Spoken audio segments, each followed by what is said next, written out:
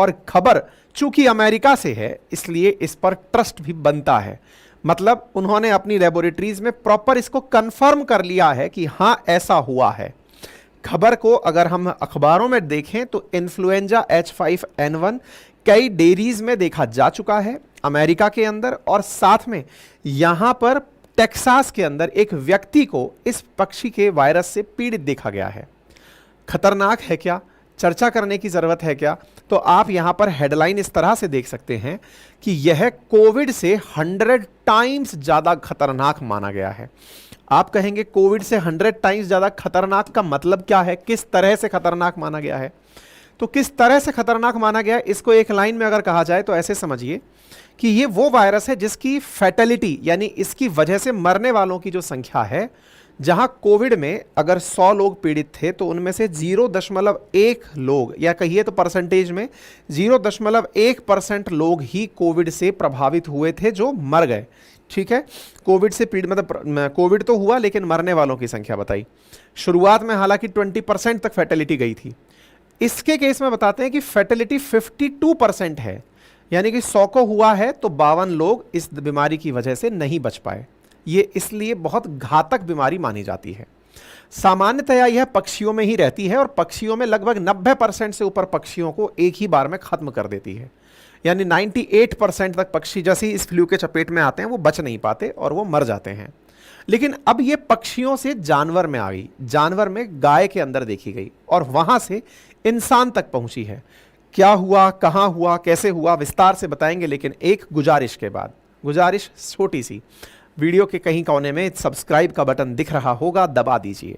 Bell icon दिख रहा होगा, दबा दीजिए। भविष्य में जब कोई वीडियो आएगा अपडेट मिल जाएगा। साथ में अपनी पाठशाला पीएससी चैनल पर बीपीएससी, यूपीपीसीएस इन एग्जाम्स की बेहतरीन तैयारी, और इतना ही नहीं एनसीईआरटी की तैयारी भी कराई जा रही है। आप उसे जाकर ज्वाइन कर सकते हैं। और अपनी पाठशाला वनडे एग्जामिनेशंस पर भी Uttar Pradesh police re examination, महत्वपूर्ण पुरस्कार, बहुत सारी अच्छी अच्छी क्लासेस ली जा रही हैं, आप उन्हें फॉलो कर सकते हैं। और हाँ, एक जरूरी चीज़, यदि आप मेरे हैंड रिटन नोट्स 4 सब्जेक्ट्स की 6 किताबें, जिसमें भूगोल की 2, हिस्ट्री की 2, इकोनॉमिक्स एंड पॉलिटी की 1-1 किताबें नोट्स के फॉर्मेट में अपने घर मंगाना चाहते हैं तो आप हमारे एप्लीकेशन अपनी पाठशाला से ऑर्डर कर सकते हैं।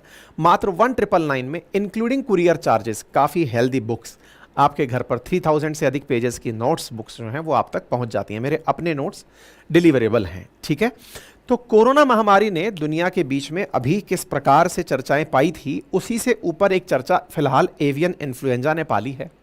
इन्फ्लुएंजा वायरस 4 प्रकार के बताए गए हैं, ABCD प्रकार के। इनमें से जो A प्रकार का वायरस है उसमें H5N1 और H7N9 ये 2 वायरस ऐसे हैं जिन्होंने इंसान के संक्रमित होने का खतरा रहता है। सामान्यतः ये जो H और N जो प्रोटीन के प्रकार हैं वायरस में, इसमें कुल प्रकार से 18 प्रकार के वायरस के पैटर्न हैं। जैसे कि H5N1, H7N9 दिख रहा है, ऐसे ही H1N1, ऐसे प्रकार के अलग अलग कॉम्बिनेशंस 18 प्रकार के देखे जा चुके हैं। यहां पर जो H5N1 है जो पक्षियों में देखा जाता है, जो बर्ड फ्लू का कारण बनता है, यह घरेलू और जंगली पक्षियों को संक्रमित करते हुए देखा गया है। अमेरिका में पहली बार यह पक्षियों से बकरियों में और काउज में देखा गया है। ऐसी स्थिति में जो स्तनधारी, जो खुर वाले जानवर हैं, उनमें इसका पाया जाना एक बड़ी खबर बनता है। बड़ी खबर बनता है और इसका पहला मामला 25 मार्च 2024 को पहली बार नजर में आया। 1 अप्रैल को संक्रमित गायों की देखभाल करने वाले एक डेयरी के पर्सन के ब्लड में भी इसका सैंपल मिला, या ये कहिए कि कर्मचारी को भी बर्ड फ्लू देखा गया। पक्षी से इंसान में पहुंचना बहुत रेयर माना गया है, लेकिन centre for disease control and prevention के मुताबिक इसमें महामारी फैलने का खतरा है। यानी कि एक बीमारी जो पक्षियों और जानवरों तक सीमित थी, तो पहले पक्षियों तक सीमित थी, वो जानवरों में देखी गई। ऐसा कैसे संभव है? जो अब तक पक्षियों तक ही थी वो जानवर में कैसे आई? हो सकता है वायरस में म्यूटेशन हो गया हो, यानी कि उनके जीन्स में कुछ परिवर्तन हुआ हो, जीनोम्स में कुछ तात्कालिक परिवर्तन हुआ हो, जिसकी वजह से वो जानवर तक आया और जानवर से इंसान में आया। ऐसा ही कनाडा की एक फार्मास्यूटिकल कंपनी है जिसका नाम है बायोनियाग्रा, उसका कहना है कि यह कोविड से 100 टाइम्स ज्यादा घातक हो सकती है। यहां आप टेक्सास एनिमल हेल्थ कमीशन की न्यूज देख रहे हैं। Highly pathogenic avian influenza detected in Texas and Kansas dairy hertz, यानी डेयरी के जानवरों में यह बीमारी देखी गई है। इसी के साथ एक हेल्थ अलर्ट आप अप्रैल 1 में देखते हैं। First case of novel influenza ए यानी H5N1 इन टेक्सास, आप यहां 1 अप्रैल का अपडेट देख रहे हैं। मार्च 2024 के कारण Texas health and human service ने इस बात को मेंशन किया है कि पहला पर्सन 1 अप्रैल को मिल गया और दूसरा पर्सन 2 अप्रैल को मिल गया, यानी कि इंसान में मवेशियों के माध्यम से, फिर से समझिए, पक्षी से मवेशी में पहुंचना सरप्राइजिंग है, मवेशी से इंसान में पहुंचना एक और बड़ा रोल प्ले कर रहा है। मतलब अभी तक पक्षियों में जब देखा गया है तो बड़ी संख्या में पक्षियों को मार दिया जाता था या वो खुद ही मर जाते थे, उनका संक्रमण ना फैले इसलिए कई बार पोल्ट्री फार्म्स की बहुत सारे जो हैंड्स हैं उन्हें मार दिया जाता था। लेकिन अब ये मवेशियों में पहुंचा है तो क्या होगा, ये अपना इशू है, और मवेशी से इंसान में पहुंचा है और फैटेलिटी 52% तक अगर है तो ये अपने आप में अमेरिका में फिलहाल एक चिंता का विषय बना हुआ है। आप सीडीसी न्यूज रूम को देख सकते हैं। Highly pathogenic avian influenza A virus infection reported in a person in US, ये यहां के अमेरिका का centre for disease control and prevention जो है उसने कवर किया है। संक्रमित गायों से इंसान में संक्रमण हुआ है, हालांकि यह मामला पहली बार नहीं है। 2022 में भी ऐसा ही मामला अमेरिका में एक बार और आया था जब इंसान में इसका संक्रमण देखा गया था। क्या होते हैं by the way bird flu के इन्फेक्शन के फीचर्स क्या होते हैं? फ्लू वाले फीचर्स हैं, खांसी जुकाम वाले जो होते हैं, थकान, घबराहट, बुखार, खांसी, उल्टी, सर दर्द, गले में खराश आदि इस प्रकार की चीजें देखी जाती हैं। अब शुरुआत जहां 25 मार्च को केवल टेक्सास और कंसास 2 जगह से हुई थी, अभी का अपडेट यानी आज का अपडेट यह है कि ये यूएस के 17 राज्यों में फैल चुका है। आप अगर खबर को फोकस करें तो ये 17 राज्यों में फैल चुका है। तो अमेरिका से एक वायरस आ रहा है H5N1 जो मतलब आगे बढ़ता जानवरों में जा रहा है, जानवरों से इंसानों में भी देखे जाने की सैंपल्स मिल गए हैं।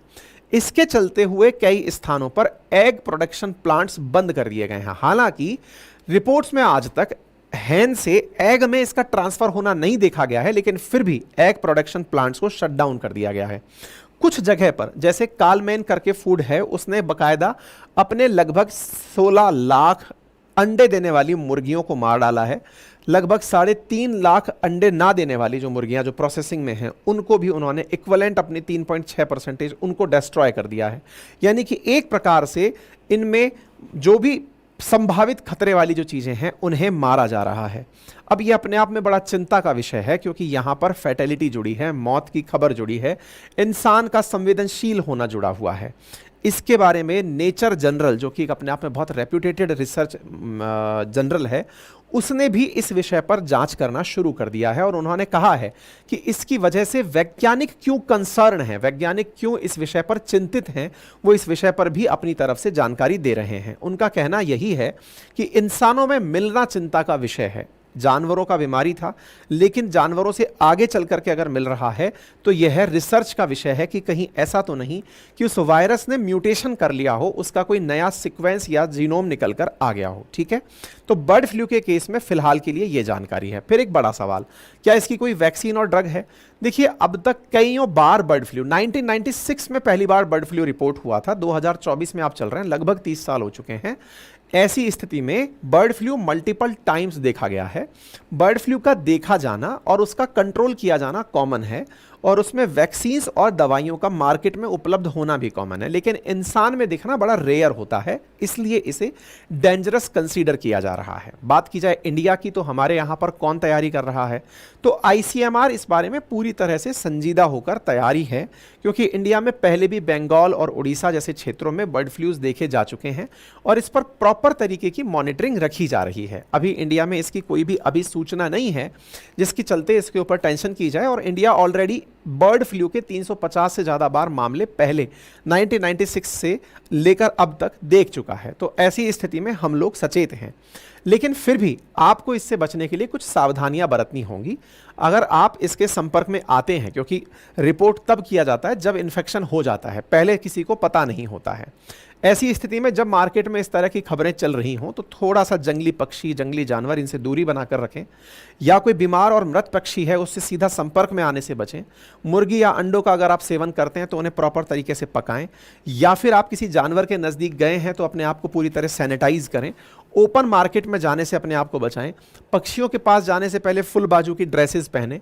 पोल्ट्री फार्म से थोड़ी दूरी बनाकर चलें जब इस तरह की मार्केट में खबरें चल रही हों। हाथों को प्रॉपर धोना, अपने हाथों का अपने चेहरे पर सीधा ही पक्षी से मिलने के बाद ना लगाना, इन पर आप ध्यान दे सकते हैं। फिलहाल के लिए इतना ही। जानकारी पसंद आई हो तो साथियों से साझा करें। चैनल पर नए हैं तो सब्सक्राइब कर लें। इस नंबर को हिला दें, बहुत दिनों से यही रुका हुआ है।